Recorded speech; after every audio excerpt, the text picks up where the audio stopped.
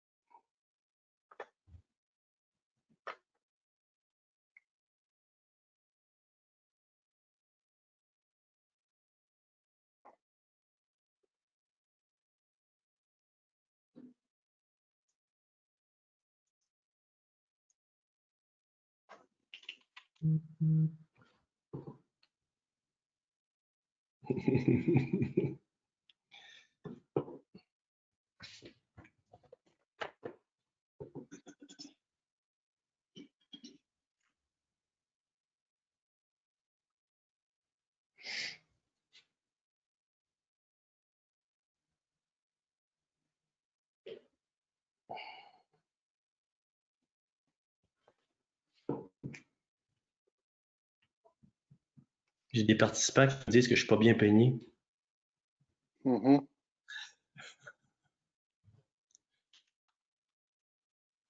Ça continue à rentrer, ça sent bien là.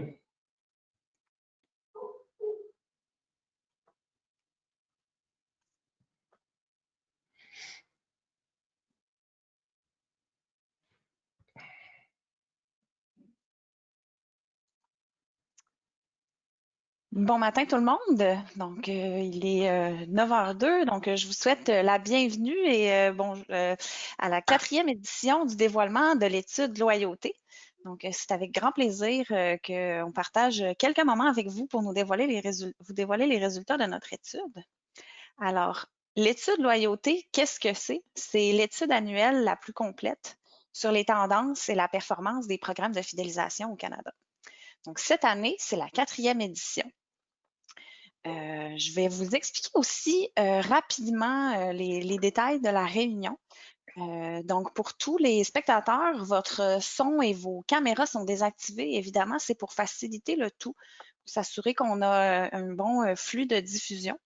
On va avoir une période de questions à la fin de la présentation. Donc, on va vous parler pendant 40-45 minutes, puis on s'est gardé du temps pour pouvoir répondre à vos questions. Vos questions, vous pouvez les poser dans la boîte où est-ce que c'est indiqué questions, et puis nous, on va pouvoir y accéder et puis vous répondre plus tard. Pour ceux aussi qui se poseraient la question, il y aura un enregistrement qui vous sera envoyé de la présentation que vous pourrez réécouter là, au besoin, ou si vous avez des collègues qui ont pu être présents avec nous aujourd'hui. Alors, comme vous le voyez, loyauté, c'est quoi? Et pourquoi on est ici avec vous ce matin, donc les 3 personnes que vous voyez à votre écran. Tout ça a commencé il y a 4 ans, lorsque l'équipe de R3, si vous ne les connaissez pas déjà, c'est des experts en développement, optimisation et retour sur investissement des programmes de fidélisation. Et donc, ils nous ont approché, les G, pour créer un partenariat afin de créer cette étude loyauté-là.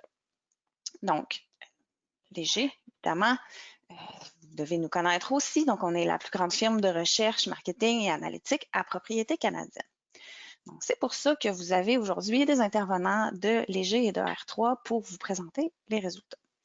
Donc, en guise d'intervenant aujourd'hui, moi-même, Anne-Marie Delisle, qui va vous parler tout d'abord des premiers résultats, de la méthodologie, qui va vous expliquer qu'est-ce qui s'est passé au cours des 4 dernières années aussi avec l'étude de loyauté.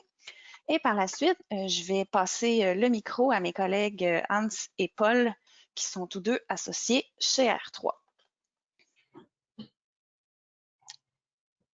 Alors, en termes de méthodologie, pour ceux qui ne connaissent toujours pas l'étude de loyauté, donc vous avez évidemment ici, comme je vous disais, c'est la 4e édition. On a eu une première étude en 2017, une deuxième en 2018, 2019 et 2020. Donc, dans les programmes de fidélisation, on a plus d'une dizaine de catégories, là, dont quincaillerie et rénovation, pharmacie, mode et beauté, essence, supermarché, voyage, alimentation, divertissement, animalerie et l'alimentation spécialisée où se regroupent quelques restaurants, cafés spécialisés, tout ça. En 2019, c'était une édition un peu plus particulière. C'était une édition spéciale sur les programmes de coalition privée, donc qui sont les programmes Triangle et Optimum. Donc en 2019, il y avait seulement ces programmes-là qui ont été évalués. Donc c'est pour ça que vous allez probablement voir des résultats où on va comparer les années 2018 et 2017. 2019 étant donné que c'était une édition un peu spéciale qui était concentrée sur ces programmes-là, vous ne verrez pas certains de ces résultats de 2019, mais vous verrez 2017, 2018 et 2020.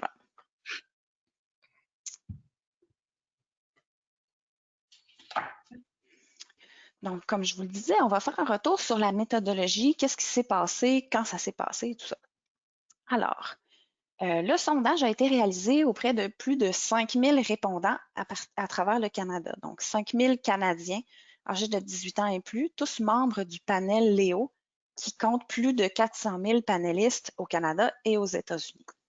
La collecte de données a eu lieu tout récemment, donc du 10 au 28 septembre 2020, donc un peu dans le début de la deuxième vague de la pandémie. Bon, évidemment, je dois vous mentionner que pour rendre l'échantillon représentatif de la population adulte du Canada, les données ont été pondérées en fonction de la distribution de la population selon le sexe, l'âge, le niveau de scolarité, la présence d'enfants dans le ménage et la langue maternelle. Pour les sondages web, c'est un peu difficile de considérer que c'est un échantillon probabiliste, mais je peux vous mentionner qu'à titre de comparaison, un échantillon probabiliste d'une taille de plus de 5000 répondants aurait une marge d'erreur de 1,4 %. Et voilà. Alors, qu'est-ce qui est évalué dans l'étude loyauté? Donc, le score loyauté, tout d'abord, on va en reparler dans quelques minutes. Je vais vous expliquer comment tout ça a été créé il y a 4 ans déjà.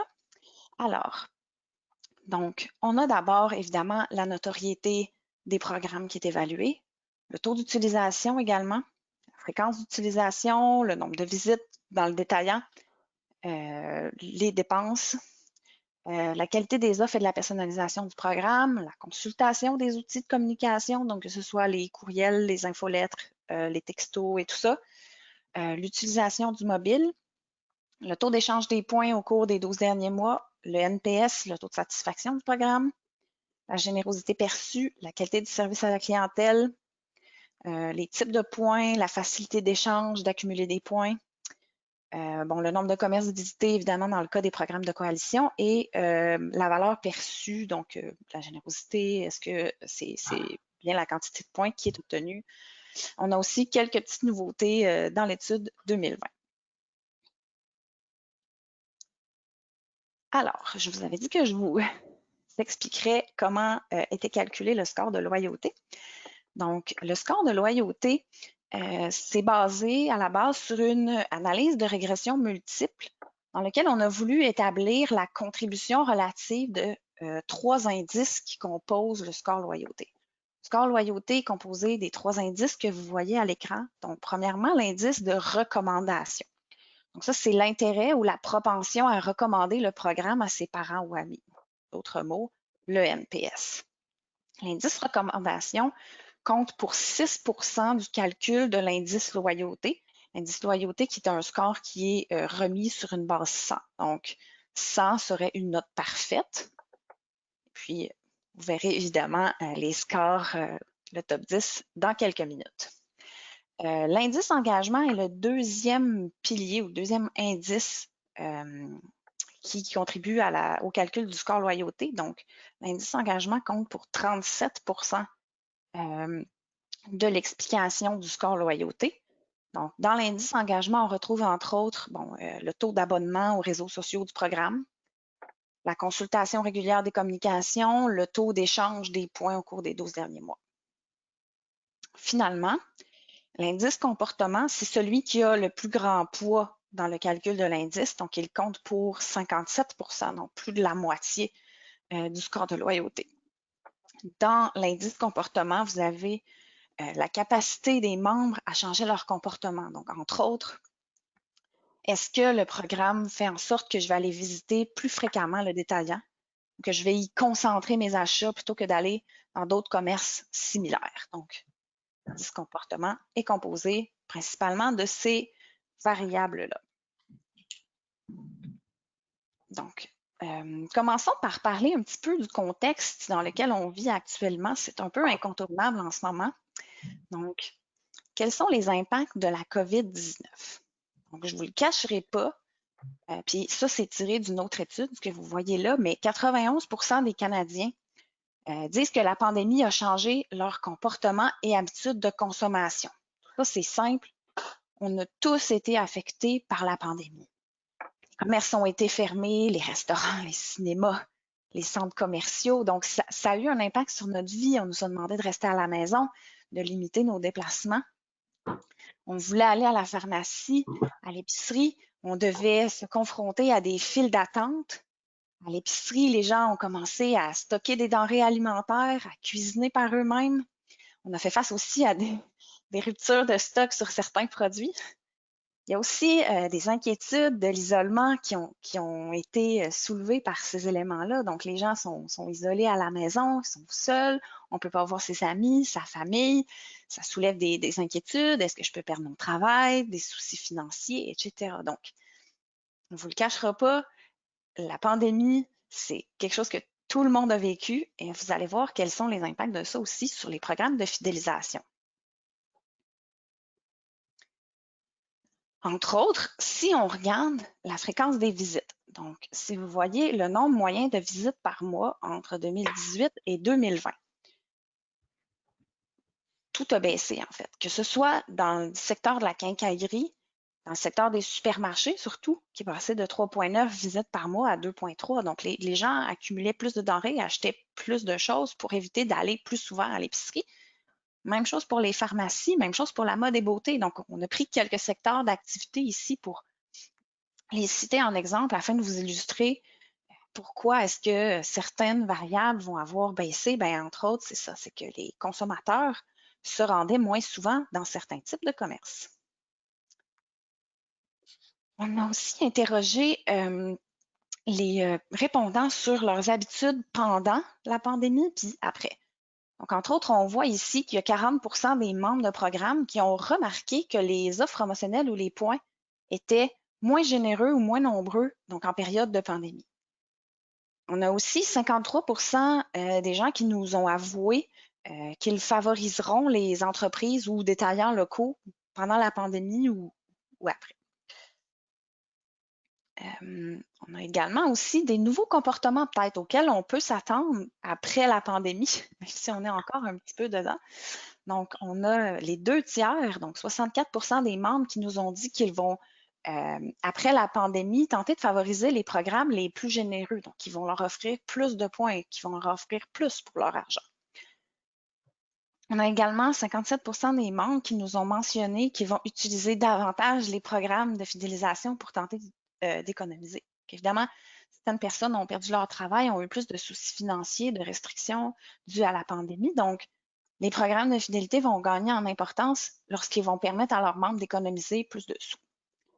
On a aussi 6 membres sur 10, donc 59 qui nous ont dit qu'ils vont favoriser les entreprises qui offrent un programme de fidélisation, évidemment, dans le choix d'un commerce ou d'un autre qui sont similaires. Par la suite, on leur a demandé le meilleur programme après la pandémie. Qu'est-ce qu'il va devoir faire pour vous séduire, pour se distinguer? Évidemment, encore là, une fois, on a un répondant sur 2 qui nous indique donc le meilleur programme après la pandémie, ce sera celui qui me permettra d'économiser à tous mes achats. Donc, qui va leur permettre de faire des économies à chaque fois qu'ils dépensent, à chaque fois qu'ils présentent leur carte en magasin. Donc, aussi, deux autres options qui sont très, très proches, là, à 40 me donnera plus d'options pour échanger mes points. Donc, la possibilité d'échanger ces points va gagner de l'importance après la pandémie, justement, évidemment. Plus on accumule de points, plus on est capable d'économiser. Et aussi qui donnera plus de points au rabais sur des produits locaux. On vient de le voir, les gens accordent de plus en plus d'importance à l'achat local. Évidemment, comme je vous disais, si vous voyez encore les résultats sur les 3 dernières années, on constate cette année une diminution des gens qui présentent toujours ou la plupart du temps leur carte en magasin. Évidemment, ça, c'est fortement corrélé aussi avec le fait que les gens sont moins présentés dans les commerces. Donc, c'est sûr qu'en ayant une diminution de la fréquence des visites, ben, on observe aussi une diminution de la fréquence de présentation de sa carte de fidélité. On a aussi moins de gens qui ont déclaré avoir procédé à l'échange de leurs points cette année. Donc, avant, on était plutôt dans les 40 des gens qui avaient échangé leurs points au cours des 12 derniers mois. Maintenant, on est baissé un petit peu à 30 Donc, on vient de voir, les gens ont trouvé que c'était un petit peu moins généreux cette année. Donc, peut-être qu'ils se sont dit, je vais attendre un petit peu pour avoir plus de points avant de les échanger. Donc, on constate aussi une diminution dans le taux d'échange des points qui, évidemment, cela va venir impacter le score de loyauté parce que, comme je vous disais, c'est un élément qui fait partie du calcul. Voilà. J'ai quelques exemples d'illustrations de programmes ici. Vous voyez évidemment le taux d'échange des points chez Seine, par exemple, a chuté drastiquement de 61 à 23 La raison est assez simple. Les cinémas ont été fermés pendant je ne sais plus combien de semaines, mais bon. Vous voyez par contre que la SAQ qui vous incite quelques fois par année, changez vos points ici, l'impact est moins là, de 62 à 58 On a aussi évidemment Mon Doux Câlin, Starbucks, Métro et moi qui ont quand même baissé là, dans le taux d'échange des points, mais évidemment moins drastiquement que Seine. Tout ça aussi pour vous dire, donc, soyez pas surpris. Tout le monde va voir son score de loyauté baisser cette année. Donc, en gros, là, si vous voyez, entre 2017 et 2018, on n'avait pas vraiment constaté de gros changements, que ce soit sur le score loyauté ou sur les 3 indices. Donc, c'était assez similaire. Les gens avaient des comportements assez comparables d'une année à l'autre. Par contre, évidemment, là, comme vous voyez, on a des écarts, surtout sur l'indice recommandation à moins 13 points, l'indice engagement à moins 10 points et l'indice comportement à moins de 8 points. Donc, évidemment, il faut que vous ne soyez pas surpris quand vous connaîtrez votre score de loyauté cette année. Tout le monde presque, a connu une diminution de son score loyauté. On a aussi utilisé l'exemple du score loyauté dans moyen pour certaines catégories, dont les quincailleries, essence, supermarché, pharmacie et mode et beauté. Donc ici, c'est les scores moyens de tous les détaillants qui se retrouvent dans ces catégories-là. Évidemment, mode et beauté a quand même beaucoup souffert aussi, cette catégorie-là, cette année. Évidemment, encore une fois, la majorité des commerces étaient fermés. On avait toujours la possibilité d'acheter en ligne, mais donc, la fermeture des commerces et tout ça a drastiquement eu un impact, surtout en mode et beauté et aussi dans d'autres secteurs d'activité que vous voyez à l'écran présentement. L'indice comportement, toujours, encore une fois, l'illustration des 5 mêmes catégories pour vous indiquer un peu quelles sont les variations. Donc, et aussi pour vous illustrer que tout le monde a connu ces impacts-là cette année, mais encore majoritairement dans la mode et beauté. Alors, maintenant, je vais passer la parole à Paul, je crois, qui va nous expliquer les faits saillants, surtout dans l'utilisation et les communications qui ont lieu, qui sont faites par les différents programmes. Donc, Paul, je te laisse la parole. Merci beaucoup, Anne-Marie.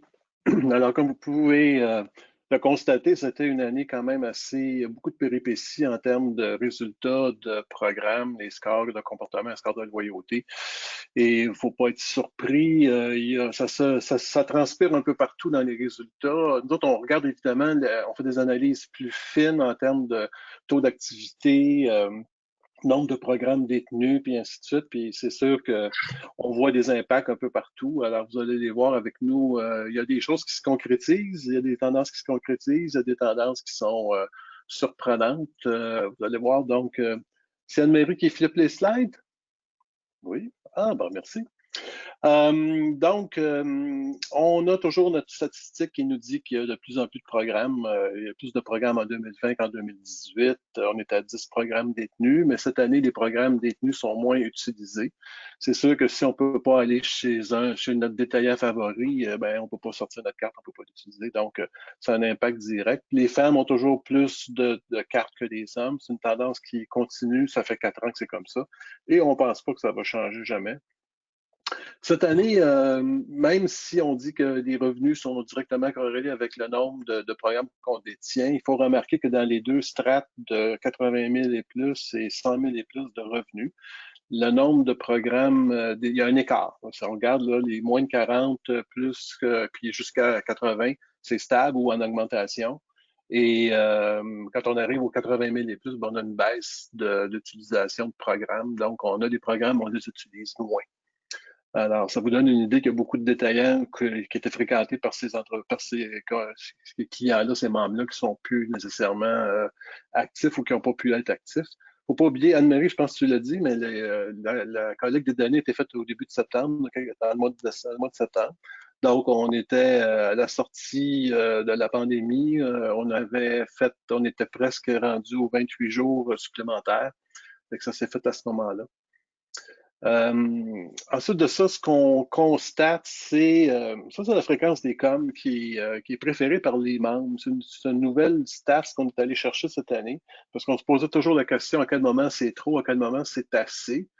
Ben, vous voyez que vous avez à peu près les 2 tiers des membres du programme qui veulent avoir une communication à la semaine. Donc, c'est vraiment, c'est comme le standard qu'on pourrait dire. Vous allez voir Karen tantôt, il va vous présenter un classement de ceux qui communiquent à la bonne fréquence, juste la bonne fréquence. Ça, c'est intéressant. Vous allez voir, il y a un ranking de ça. Et on peut vous demander quelle est la fréquence que vous utilisez. On a aussi un classement des gens qui communiquent trop. Okay? Ça, c'est assez intéressant de voir ça. On vous le montre pas aujourd'hui, c'est une surprise, mais donc, on va le sortir plus tard, mais effectivement, c'est possible de trop communiquer dans un programme de fidélisation ou de relationnel. Il faut faire attention à quel moment on communique et la fréquence qui est demandée. Donc, j'attire votre attention que ça semble être, une fois par semaine, ça semble être la bonne fréquence pour la plupart des membres. Donc, il y a une juste fréquence à obtenir. Je ne sais pas si on peut baliser puis demander au client à quel moment il veut recevoir, au membre à quel moment il va recevoir sa communication, mais à la semaine, c'est ce qu'il y a de mieux. Par la suite, on a regardé cette année, ça c'est intéressant parce que les autres années, on a demandé qu'est-ce que c'était qu'une offre personnalisée. Bon, vous savez c'est quoi une offre perso? Bien, on tend à offrir aux membres du programme le mieux, les offres les plus pertinentes reliées au comportement antérieur. Donc, on fait des analyses, on détermine qu'est-ce qui plairait le plus à nos clients. Et les autres années, il semblait avoir les courbes étaient un peu plus équivalentes. Cette année, la définition d'une offre perso, c'est vraiment basé sur mes habitudes d'achat.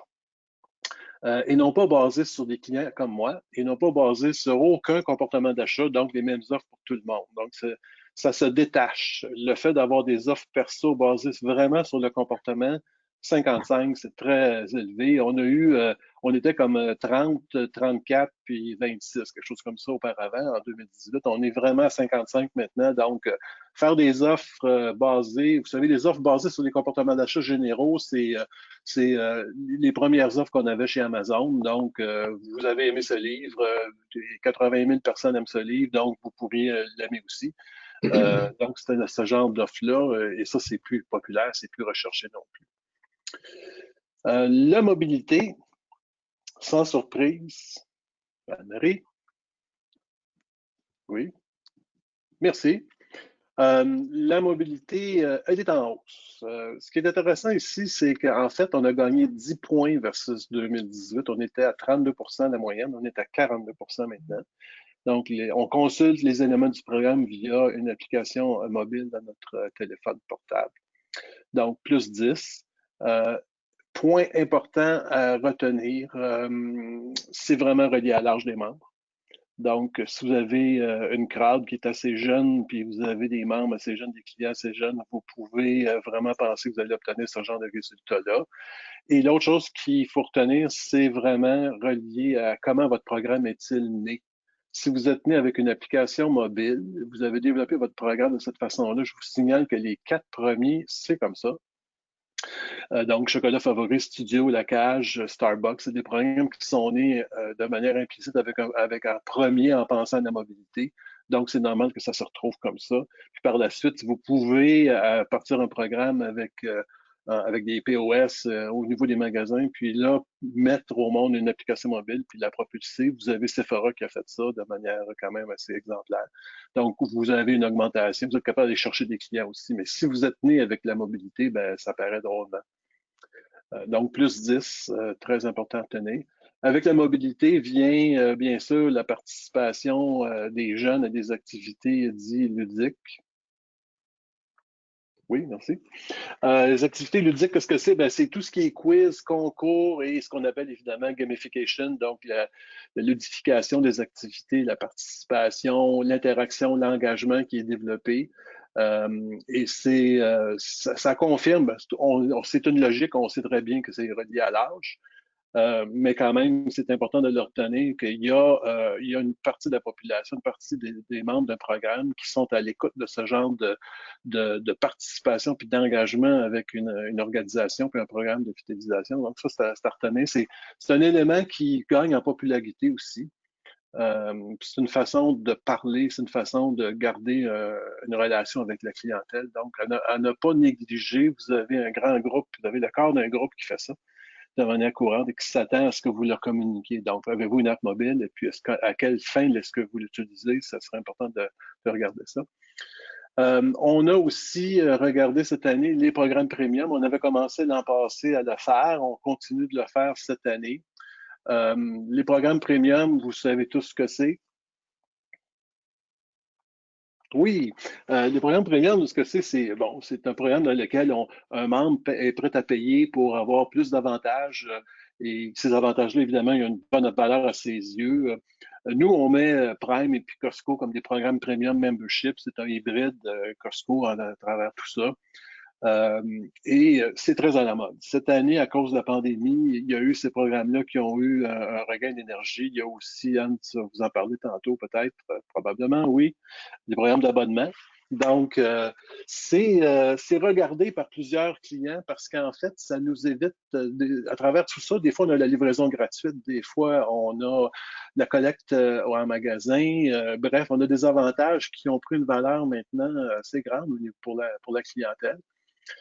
Et obtenir Plum. Hein, Plum, on ne l'a pas sondé l'an passé, il existait plus ou moins. Cette année, il est au-dessus de PC Insiders, PC Adept. Évidemment, Plum, c'est les livres, c'est Indigo, c'est avec les livres.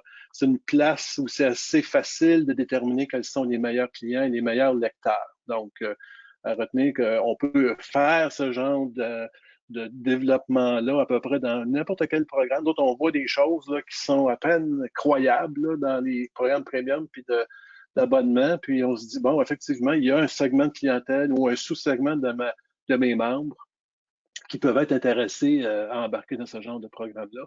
À retenir, donc, Costco en progression. Ici, ce que nous avons par la suite, c'est... Oups, non. OK. Yes. C'est Amazon. Donc, Amazon qui est en progression. À retenir, Amazon, l'an passé, avait un score est en augmentation de 52% sur 2019. Donc, c'est substantiel comme augmentation partout au Canada. Ce qu'il faut retenir aussi, c'est qu'en fait, il a augmenté son taux de pénétration et Amazon a été vraiment sollicité par plusieurs consommateurs cette année parce qu'il y avait des ruptures de stock dans plusieurs commerces, chez plusieurs sites web. Puis oui, Amazon livrait en retard, mais il livrait quand même. Et puis il y avait du stock. Souvent, ça prenait du temps, mais pendant la pandémie, ben, les gens s'en sont servis, puis ils ont été chercher un peu plus d'inventaire. Donc, Amazon devient une espèce de magasin général par excellence, si vous voulez, un magasin à rayon par excellence ces temps-ci, parce qu'il a remplacé beaucoup d'entreprises qui étaient plus ou moins, je vous dirais, qui avaient plus ou moins d'inventaire ou qui étaient plus ou moins disponibles pour vendre. Alors, c'est pour ça qu'Amazon a progressé beaucoup cette année. Nous autres, on a observé, entre autres, que les transactions n'ont pas augmenté. Le dollar par transaction n'a pas augmenté, mais le nombre de personnes qui participent à Prime est en augmentation.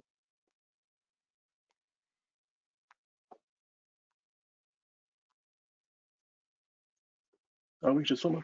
Ce qui est important de retenir ici, ce qu'on voit, c'est que la performance d'un programme, quand vous avez un programme premium que vous offrez à votre clientèle, votre score de loyauté, votre indice de recommandation, de comportement, tout ça augmente en conséquence. Donc, un programme premium fait en sorte que vos meilleurs clients évaluent mieux la performance de votre programme comme tel, pour chacun des indices, à chaque fois. On l'a vu l'an passé, ça se répète cette année, même dans un cas où cette année, on a une baisse en général des scores. Les détenteurs de ceux qui participent à un programme premium, ben, vous savez, pour identifier qui pourrait avoir un intérêt, on sélectionne ou on tente de rejoindre nos meilleurs clients, nos meilleurs membres en premier, ceux qui concentrent le plus leurs achats, ceux qui achètent le plus, et ainsi de suite. Donc, c'est pas surprenant, mais ce qui est important de retenir, c'est que les clients, après ça, évaluent de manière très positive votre programme. Fait qu'un programme premium, ça fait plusieurs choses intéressantes. Je sais que ça revient sur Costco. Oui. Je rajoutais un point intéressant aussi, c'est que ce qui est intéressant de constater aussi par rapport à la générosité, c'est que même si on paie pour faire partie de ce programme-là, on perçoit quand même la générosité perçue de façon plus élevée que si on n'est pas détenteur. Fait que c'est intéressant. Fait que les gens voient vraiment la valeur perçue de ces programmes-là, même s'ils payent à chaque mois ou un montant de 99 $ par année, par exemple. Merci. Ensuite de ça, on a regardé Costco. Costco, c'est un programme premium, c'est un programme de membership, c'est un détaillant, c'est beaucoup de choses à la fois. À retenir cette année, c'est que la progression santé-beauté semble être stable. Il n'y a pas vraiment ça bouge pas vraiment, mais par contre, il y a une progression quand même assez importante. Les chiffres, on voit 2018, mais je pense que c'est 2019, Anne-Marie, qu'on avait là. À retenir aux États-Unis, entre autres, probablement ici aussi, au début de la pandémie, c'était un des détaillants Costco avec la plus grande croissance en pourcentage de ses ventes. C'était faramineux. Ça s'est stabilisé par la suite, mais au début, ils ont été énormément sollicités. Et ce que ça veut dire, évidemment, il ne faut pas se surprendre. Il ne faut pas oublier qu'on avait un pourcentage, on avait quoi, 40% de tout ce qui était consommé comme aliment au Québec, au Canada, qui était dans les restaurants. Et ce pourcentage d'aliments-là et tous ces aliments-là ont dû être consommés à la maison. Donc, quand on regarde ces résultats-là, je serais curieux de voir, puis on les aura pas, mais je serais curieux de voir les résultats chez Metro, chez Provigo, chez IGA et ainsi de suite, parce qu'en fait, tout le monde a eu une progression cette année au niveau alimentation, au niveau dépenses moyennes, implicite à cause de la pandémie. Et ça continue. Ce qui est important de retenir, par contre, c'est le taux de pénétration chez Costco qui est passé de 60 à 73% des clients qui disent qu'ils fréquentent le commerce. C'est quand même très fort. Par la suite, on a regardé les cartes de crédit. Les cartes de crédit co-brand, donc on appelle ça co-brand, c'est du multimarque. Les cartes de crédit co-brand, c'est souvent un outil qui permet d'ajouter vraiment quelque chose d'intéressant à son programme. Ça rajoute du rendement, en fait. Ça rajoute aussi de la concentration d'achat, puis ça permet aux membres d'aller chercher une bonification supplémentaire à l'extérieur du programme. Des fois, on peut acheter chez mon détaillant favori avec son programme, puis là, je peux être bonifié à l'extérieur en utilisant cette carte-là. Donc, un des objectifs, Anne-Marie, n'est-ce pas, c'est de devenir la carte principale d'un détenteur. Bon, Souvent, on dit que c'est impossible, il y a trop de cartes, tout le monde a une carte, puis je serais jamais capable de les convaincre d'embarquer avec mon programme, peut-être. Mais comme vous pouvez voir, il y en a quelques-uns qui ont réussi, il y en a quelques-uns qui ont du succès avec les cartes de crédit. Donc, on a du Walmart. Walmart, le programme est 100% crédit, basé sur la bonification est basée sur une carte de crédit. Amazon, avec son taux de pénétration à 4 et 3%, mais Costco 33, PC Optimum 25, Canadian Tire 21. À retenir, PC et Canadian Tire, ce sont des institutions financières qui émettent eux-mêmes leurs cartes. Donc, ils ont la capacité de le faire, mais c'est quand même important, 25% des détenteurs, des participants qui disent avoir une carte. Fait que ça va chercher, ça concentre les achats, ça attache beaucoup la clientèle au concept du programme et au concept du magasin. Et la conséquence que ça a, c'est bien sûr, c'est que ça vient changer aussi la perception.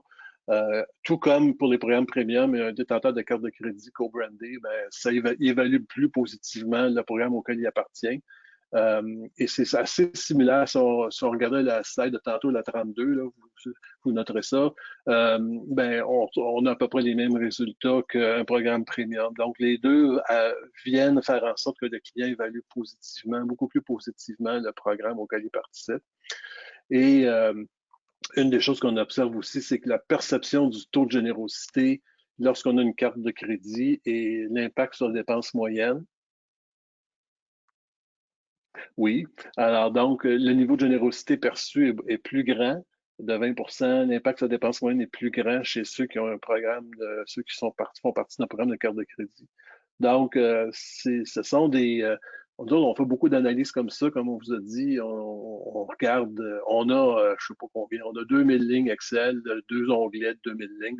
On regarde tous les croisements potentiels quand on reçoit les résultats de la recherche. Puis, il sort des choses assez intéressantes dans les micro-analyses comme ça. Puis, on s'aperçoit qu'effectivement, il y a des choses qui sont surprenantes. On apprend plein de choses. Cette année, entre autres, on ne vous l'a pas montré, mais on a calculé le taux d'activité. Vous savez quel pourcentage de mes clients utilisent la carte, utilisent mon programme. Ben, on a retrouvé ça cette année, on l'utilise maintenant. Fait que c'est assez intéressant de voir par secteur, pharmacie, quincaillerie, alimentation, ces résultats-là. Donc, plein de bonnes idées. Puis je passe la parole. Est-ce que c'est rendu à M. Laroche? Oui. Bon, on est rendu. Bonjour tout le monde. Merci Paul, merci Anne-Marie. On est rendu à vous présenter plus en détail le classement général, ceux qui performent le mieux sur différentes dimensions. Donc, Anne-Marie, je pèse sur le piton. Voici le ranking pour cette année. À noter, comme Anne-Marie vous l'avez mentionné, que tous les scores de loyauté ont chuté. Le premier cette année, grosse surprise, récompense Irving. Lorsqu'on parle de récompense Irving, il y a Irving a deux programmes en fait. Ils ont Air Miles dans les maritimes et en Québec et Ontario, ils ont le programme Irving Reward ou Irving Récompense. Ils sont passés du 16e au premier rang. C'est un programme qui a été revu, c'est un programme qui est plus dynamique. Et pour la première année, Starbucks est rendu deuxième. Fidelitim, le nouveau programme de Tim Hortons qui a été aussi corrigé cette année, qui était très généreux, est rendu troisième. Eco Milliplein a perdu, qui est un programme régional d'essence, qui est aussi un programme qui a été revu de l'année passée, est rendu en 4e rang. PC Optimum n'a pas bougé, il est au 5e rang. Un nouveau programme encore cette année, qui est le programme Journey de Ultramar qui a été lancé, est maintenant 6e. Petro-Canada, lui, a passé du 8e, en fait du 6e au 7e rang. Métro et moi, qui est toujours dans le top 10, est resté au même niveau, 8e. SAQ Inspire, cette année qui a augmenté sa position de 4 et maintenant 9e. On va en parler tantôt aussi, il y a différentes raisons pour ça. Et récompense Walmart qui arrive dans le palmarès cette année, qui est 10e, qu'on n'avait pas mesuré dans le passé, mais comme Paul l'a expliqué, Walmart, c'est principalement un programme de points basé sur l'utilisation d'une carte de crédit. Donc, si on voit plus en détail, Donc, les meilleurs en termes de recommandations, PC Optimum, SAQ Inspire, Club Câlin, les meilleurs en termes d'engagement, donc SAQ Inspire, PC Optimum et Métro et moi. En termes de comportement, cette année, c'est de l'essence. Je pense que la pandémie a eu un effet sûrement là-dessus. On voit 3 programmes d'essence, dont encore une fois le programme Irving Récompense au Québec et en Ontario là, qui a vraiment très bien performé. Mais il n'est pas surprenant. Là, on regarde Métro et moi, PC Optimum, Club Câlin, la SAQ. C'est tous des programmes au cours des 4 dernières années qui étaient dans le top 10 et qui ont continué d'améliorer en fait leur programme. Puis il y a de la plus grande personnalisation du contenu, etc. Donc, il n'y a pas de surprise ici. Si on regarde maintenant le score de loyauté, la moyenne de tout programme confondu, là aujourd'hui, vous voyez un échantillon de programmes, mais on avait comme 70 programmes qu'on a regardé. Il y a beaucoup de programmes qui apparaissent pas sur le radar. Bon, tous les programmes de restauration, entre autres. Là, fait que, mais on a quand même le ranking ou le classement de tous ces programmes-là. Encore une fois, il n'y a pas de surprise. Là, les programmes de coalition à Air Miles, Aéroplan.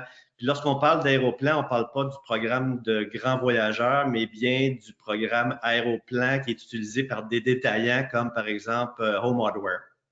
Vous le savez, l'Aéroplan a perdu la plupart des gros partenaires de détail dans le programme au cours des dernières années. Donc, c'est pas surprenant, là, tout ce qui est coalition fonctionne beaucoup moins. Encore une fois, cette année, comme les programmes de coalition privée, Triangle et PC Optimum performent mieux que les programmes privés, mais c'est très proche. Puis le top 10 est à peu près à 60%. Présentation de la carte à chaque achat. Ceux qui performent le mieux, bien évidemment, c'est pas surprenant, SAQ Inspire, More Rewards, qui est une bannière d'alimentation dans le Canada anglais, Métro et moi, Câlin, les Simons, Fidelitim, donc tous des catégories où il y a de la fréquence. Mais ce qu'on voit, c'est lorsqu'on a des scores de 93 et 83 pour Métro, 88, ça veut dire que les clients sont vraiment très engagés. Et évidemment, ça aussi, ça a un impact sur la qualité des données que vous avez parce que lorsqu'on a un programme, on ne veut pas que les clients présentent leur carte une fois sur 3, mais bien à chacune des visites. Puis ce qu'on voit, c'est que les meilleurs programmes réussissent à faire ça. En termes de consultation des communications, SAQ Inspire, Irving Récompense, PC Optimum, Métro et moi. Donc, c'est des programmes, encore une fois, là, les gens consultent les communications de façon régulière. Donc, toute la stratégie de contenu, là, on le voit là, par rapport à la notion de personnalisation qui ressort très fort de la part de la SAQ, de la part de Métro, de PC Optimum, mais aussi toute la personnalisation. En fait, ce qu'il faut comprendre, c'est qu'au Québec, on est très, très avancé en termes de personnalisation. Lorsqu'on regarde ce que Métro, PC Optimum et la SAQ font maintenant, je peux vous dire qu'on n'a pas envie. Le Québec n'est pas en retard du tout à ce chapitre-là par rapport aux États-Unis ou ailleurs. On est très, très avancé au niveau de la personnalisation. Donc, on le voit ici, ça favorise la consultation des communications. Parce que la moyenne était quand même de 28%. C'est beaucoup, il y a une grosse différence entre ces programmes-là et la moyenne des programmes étudiés. En termes de juste la bonne fréquence de communication, bon, SAQ, Starbucks, PC Optimum, Air Canada, Aéroplan, les Simons. Lorsqu'on regarde, puis en fait, ça ne veut pas dire que c'est juste une fois par semaine, parce que dans certains cas, si vous prenez des programmes comme Simons, Starbucks, c'est des programmes en fait qui communiquent plusieurs fois par semaine. Et pour ces membres-là, c'est pas trop. Et même si on reçoit 2-3 communications de Starbucks, de Simons dans la même semaine, les gens trouvent que c'est justifié puis ça leur plaît, donc c'est pas un frein. Donc, en termes d'échange, pas de surprise aussi. Bon, beaucoup de programmes où il y a de la fréquence. PC Optimum, la SAQ. La SAQ, il faut dire qu'ils font une ou deux promotions annuellement là, pour encourager les gens à échanger leurs points et ne pas accumuler pendant trop longtemps pour accumuler un passif au livre. Donc, la SAQ fait deux promotions par année, je ne me trompe pas, et incite les gens à échanger ses points. Métro et moi, ben, c'est 4 fois par année, vous recevez votre chèque. Puis aussi, ben, récompense puis Walmart et Câlin, donc c'est des partenaires de fréquence aussi, donc on échange souvent. Le juste de demander aux gens, c'est-tu trop long, c'est-tu trop court, c'est-tu un bon délai? Donc, ceux qui performent le mieux, ben, bon, McCafé, Fidelity, c'est à peu près 5-6 cafés, ben, 7 visites, on a un café gratuit, donc ça va relativement vite. PC Optimum, on vous le demande à chaque fois que vous passez à la caisse. Starbucks, vous pouvez l'utiliser souvent. Puis Métro, c'est au moins minimum 4 fois par année, donc ça va relativement vite. Donc, les gens de ces programmes-là sont relativement satisfaits au niveau du délai d'accumulation pour avoir une récompense. Trop long, ben, pas de surprise, programme de coalition. Air Miles, Aéroplan. La SAQ, en fait, la générosité, c'est sûr que c'est pas le programme le plus généreux, mais je pense que la valeur perçue du programme repose pas uniquement sur la notion de générosité, mais bien sur la notion de contenu, de recommandation, toute la pertinence du contenu et des offres, évidemment, fait en sorte que ce programme-là est un très bon programme aussi. Pour ce qui est du taux de satisfaction, PC Optimum, encore une fois, SAQ Inspire, tous des programmes qui sont Métro et moi aussi. Donc, Métro n'est pas là cette année, mais je pense qu'il n'est pas loin là, au niveau du taux de satisfaction. Mais on voit que les programmes là, qui ont bien scoré cette année sont encore là au niveau du taux de satisfaction. En termes de conclusion, ben d'abord, comme Anne-Marie l'avait mentionné en début, la pandémie a eu vraiment un effet important sur le score de tous les programmes. C'est sûr que, tu sais, par rapport, entre autres, au NPS, par rapport au taux de satisfaction, même si les programmes faisaient un bon travail, mais des fois, tu étais pris pour faire la file pendant 10 minutes à l'extérieur au début. Certains commerces sont mieux adaptés que d'autres, mais dans bien des cas, on faisait la file, ce qui fait que ça a probablement eu une incidence ou un impact sur l'évaluation de certains programmes. Ce qu'on voit aussi, c'est que les programmes des commerces dits essentiels pendant la pandémie, pharmacie, alimentation et SAQ, qui est un service essentiel aussi, évidemment, ont mieux performé que les autres programmes. La relation avec les programmes, des programmes avec leurs membres s'est modifiée. On l'a vu au niveau des comportements d'achat. Ce qui est clair, c'est que les membres de programmes recherchent des façons d'économiser, évidemment, du contenu pour se divertir, du réconfort, toute la notion d'empathie, on va en parler tantôt, de l'information sur les mesures prises, de nouveaux avantages. Ce qu'on voit, c'est que les gens, en fait, ont beaucoup cherché ce type de bénéfices-là. Puis on l'a vu beaucoup dans certains programmes dont on ne parle même pas aussi aujourd'hui, entre autres dans le domaine de l'hôtellerie et aussi de l'aviation. Les programmes ont été très, très rapides à répondre en disant, écoutez, vous ne perdez pas vos points, vous ne perdez pas vos statuts. On va vous donner 25% plus de points cette année pour que vous s'assurez que vous gardiez vos statuts. Donc, on a vu dans certaines catégories là, des réponses très rapides et beaucoup de données pour réconforter les clients par rapport à leur statut, à leurs points, puis à la validité de leurs points qui n'allaient pas s'expirer parce qu'ils ne voyageaient pas ou parce qu'ils n'allaient pas à l'hôtel. Donc, d'autres recommandations. En fait, un programme qui s'est démarqué en termes de sa capacité à réagir, son approche empathique, son contenu. PC Optimum a fait vraiment une bonne job cette année. Ils ont décidé d'offrir des bénéfices du programme payant PC Adept à tous les membres du programme PC Optimum. Et ce qu'ils ont fait pour pas frustrer ceux qui avaient payé comme moi, ils nous ont envoyé un communiqué en disant, écoutez, oui, on donne des bénéfices du programme gratuitement à nos membres, mais vous ne serez pas pénalisés, vous recevez 3 mois additionnels.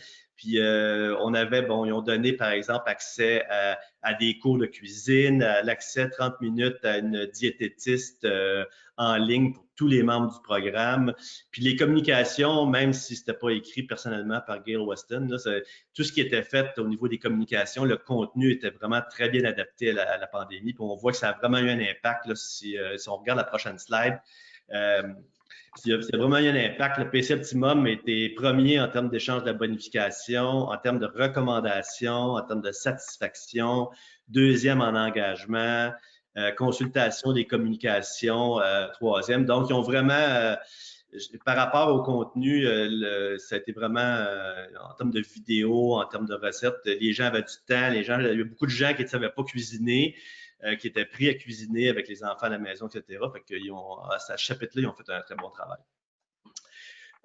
Aussi, d'autres programmes qui ont fait ce qu'on voit comme recommandation aussi, je pense que toute la notion de stratégie de contenu devient de plus en plus importante, les expériences. Un autre exemple, là, on n'en a pas parlé, mais je vais donner un exemple de ce qui a été fait dans le domaine de l'hôtellerie. Les gens du programme Bonvoy, qui est le programme de Marriott, ont fait un deal avec Headspace, qui est une application, une des meilleures applications de méditation guidée payante dans le marché. Et ils ont décidé d'offrir cette application-là gratuitement à tous les membres de leur programme pendant la pandémie. Donc, il y a vraiment beaucoup d'emphase qui a été mis au niveau du contenu, au niveau des expériences pour justement rester en contact d'un point de vue relationnel avec les membres, mais aussi leur fournir une valeur ajoutée. On voit que la personnalisation évolue. Là, je l'ai dit tantôt, là, au Québec, on est rendu avec des joueurs comme la SAQ, comme Métro, comme PC, qui sont rendus à une personnalisation très avancée. On voit que les gens aiment ça, les gens comprennent. Les milléniaux, surtout, comprennent très bien le trade-off de donner de l'accès aux données, mais par contre, de recevoir du contenu qui est personnalisé, pas juste des œuvres, mais du contenu aussi. Ça a une valeur pour les gens, puis les gens de plus en plus veulent ce genre de choses-là. Anne-Marie en a parlé un peu aussi, toute la notion de faire ressortir l'économie aux membres devient de plus en plus importante. Aussi, tout ce qui est la bonification, on voit qu'il y a moins, on voit au Québec, au Canada, moins d'initiatives qui sont basées sur des analyses RFM, donc la récence, la fréquence, le monétaire. On voit beaucoup de programmes aux États-Unis qui en font beaucoup. Starbucks en fait beaucoup, Métro et moi aussi en fait beaucoup aussi, mais c'est une chose qui pourrait être plus utilisée ici dans le cadre de certains programmes. Aussi, ce qu'on disait, c'est favoriser, comme prochaine slide, favoriser et bonifier les produits locaux. On a vu que Métro et moi le faisaient très bien. La SAQ aussi le fait aussi via son programme, via ses communications, mais aussi en succursale. Et ça a été très bénéfique autant pour les produits locaux que pour les clients qui étaient intéressés à acheter ces produits-là. Une chose qu'on voit beaucoup moins, c'est toute la notion la notion ludique dont Paul a parlé tantôt, la notion de gamification. Aux États-Unis, c'est quelque chose qui est vraiment de plus en plus utilisé. Au Québec, on le voit, il y a certains programmes qui le font. PC Optimum le fait sur une base régulière. Starbucks, il y a aussi Métro qui en fait. Mais c'est pas quelque chose qui est très, très, très utilisé dans l'ensemble des programmes. Puis c'est quelque chose qui crée beaucoup d'engagement puis qui crée une relation intéressante avec les membres. Paul en a parlé, les programmes d'abonnement, que ce soit des programmes d'abonnement comme des boîtes à la Kidsbox ou des programmes d'abonnement de ramen ou même des programmes de CBD. C'est aussi les volets premium, c'est quelque chose qui est en très forte croissance. Aux États-Unis, on voit il y a eu une très, très, très forte augmentation avant, mais aussi pendant la pandémie. Tous les programmes premium à l'intérieur des programmes de fidélité, mais aussi tous les programmes d'abonnement où on reçoit à chaque mois ou sur une fréquence déterminée des produits d'une marque ou d'un détaillant qu'on peut retourner ou conserver si on veut. Donc ça, c'est vraiment, on le voit aux États-Unis, c'est vraiment en très, très forte croissance. Alors voilà pour les principales. Il est 9h53.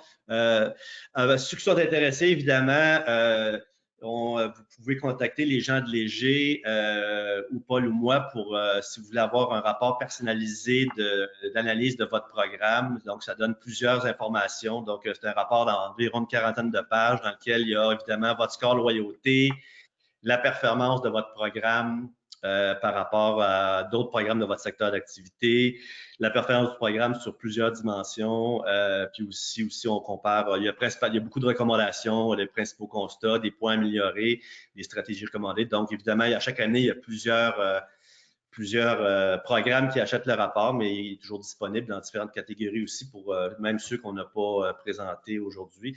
Donc, si jamais il y a un intérêt, vous pouvez nous contacter. Et là, on est correct dans le temps. On peut répondre il y a plusieurs questions. Donc, on peut commencer à répondre aux questions. Il y avait une première question, je pense. Qu'est-ce qui explique la préférence moins grande des programmes premium au Québec versus au Canada?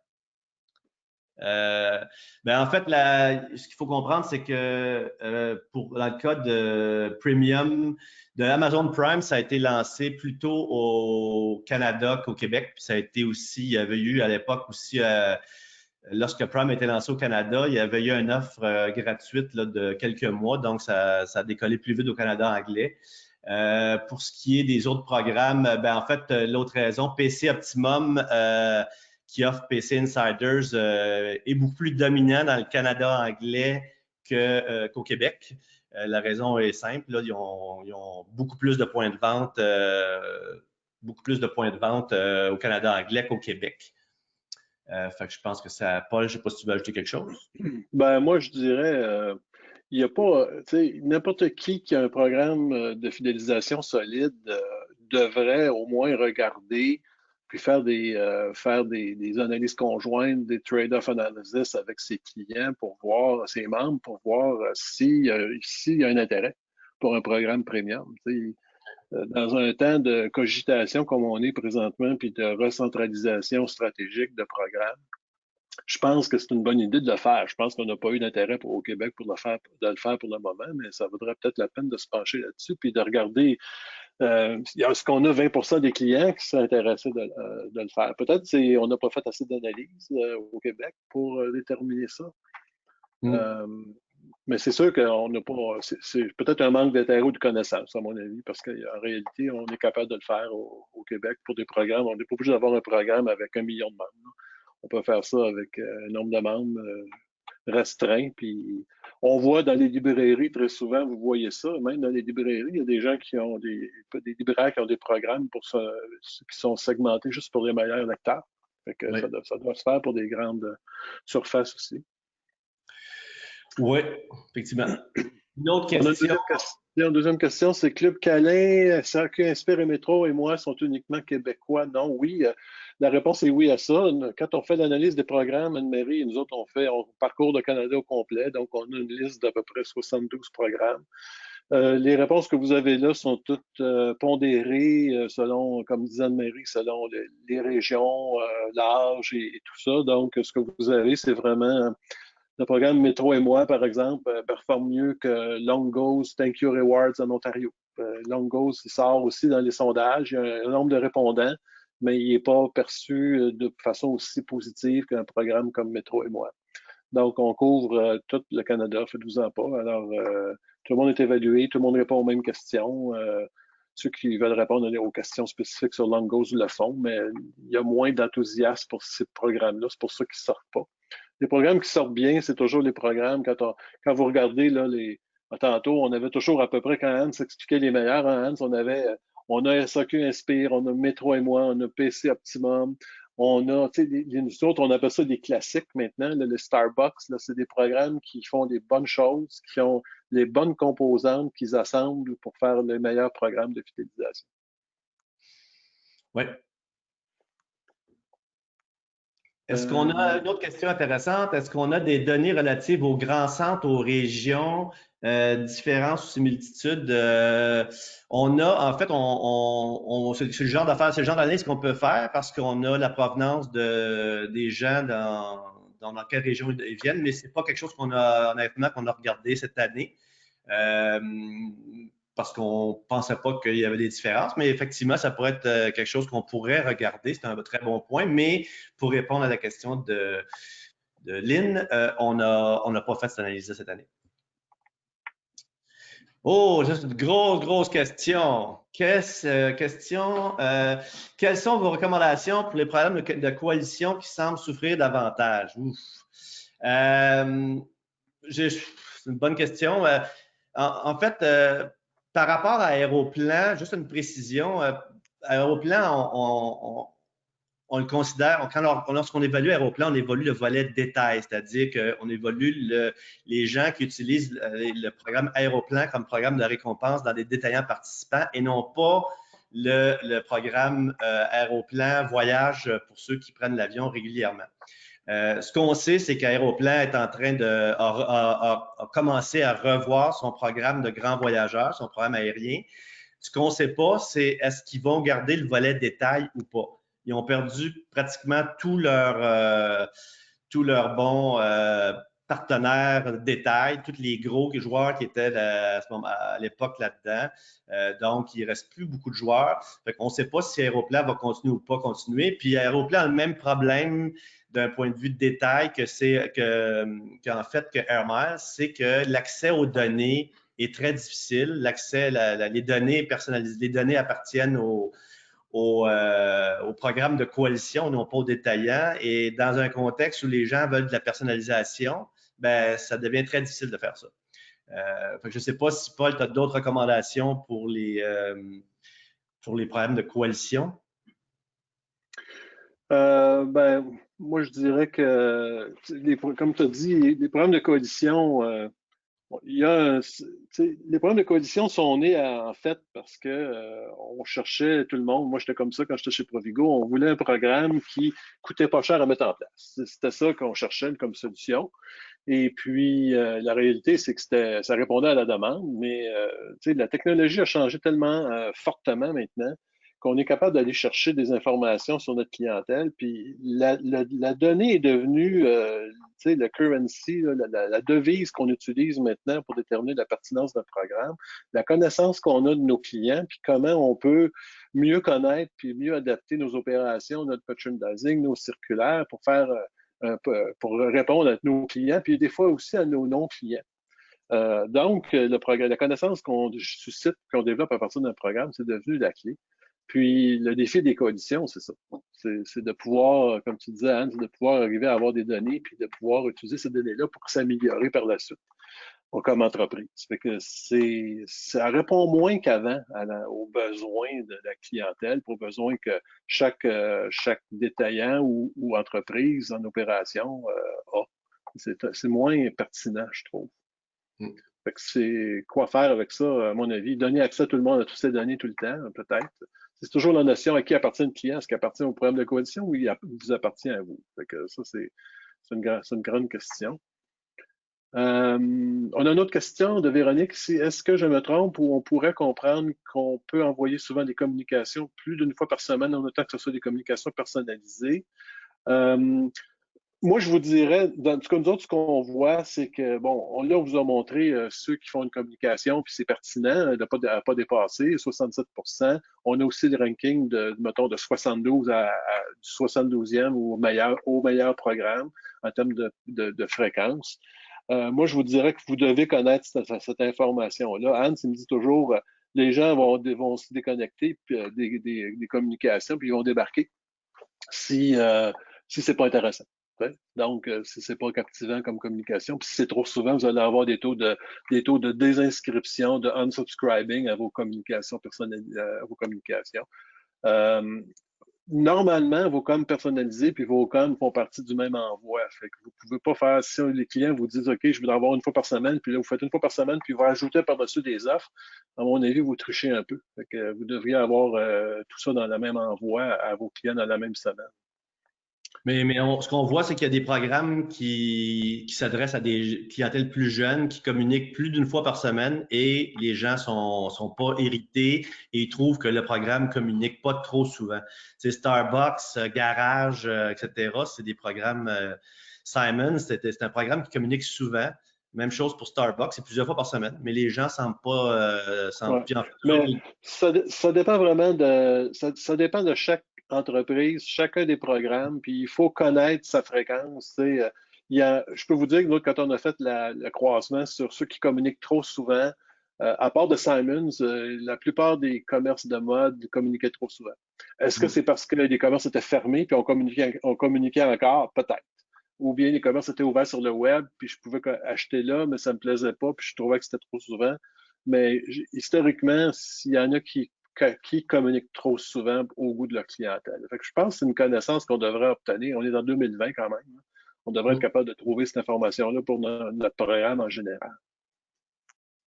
Une question sur comment est-ce que Hermès se positionne de façon générale par rapport aux années précédentes. Est-ce mieux qu'avant? non, Non.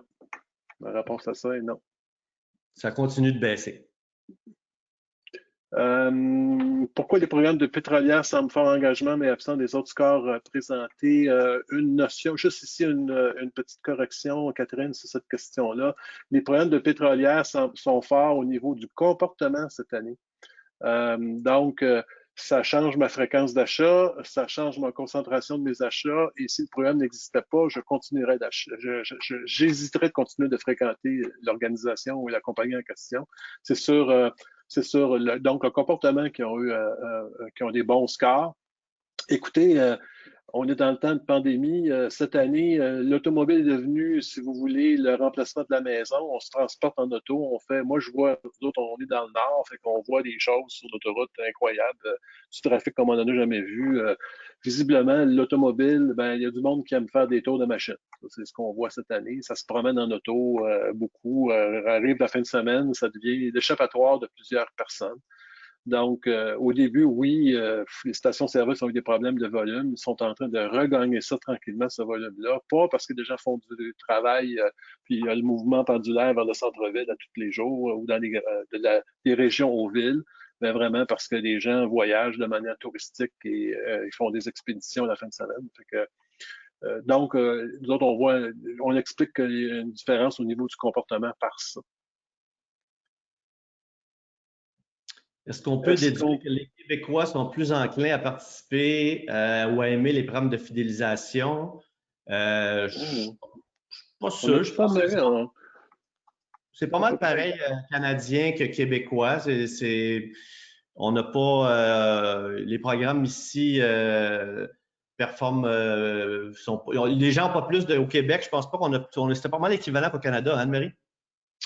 Ben, en fait, c'est que je pense que c'est des programmes qui sont beaucoup utilisés, donc qui ont l'impact est plus grand là, parce qu'ils ont un grand bassin de membres, puis c'est des programmes qui ont toujours très bien performé, là, Câlin, Métro et moi, tout ça. Le Câlin, Métro. En fait, Câlin, Métro, la SAQ, c'est des programmes un peu, bon, dans le cas de SAQ puis Métro qui sont très avancés en personnalisation. Donc, les taux de participation et la performance de programme-là sont très forts, sont toujours très forts. En fait, on l'a dit tantôt, on n'a pas probablement les meilleurs programmes de fidélité sont au Québec.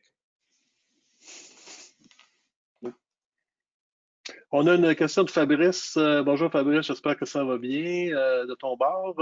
Donc, comme d'habitude, une question de Fabrice, c'est philosophique un peu, mais c'est une bonne question. Est-ce qu'on va vers un oligopole des programmes par rapport aux petits joueurs? C'est une bonne question, M. Fabrice, là-dessus. On vous reconnaît.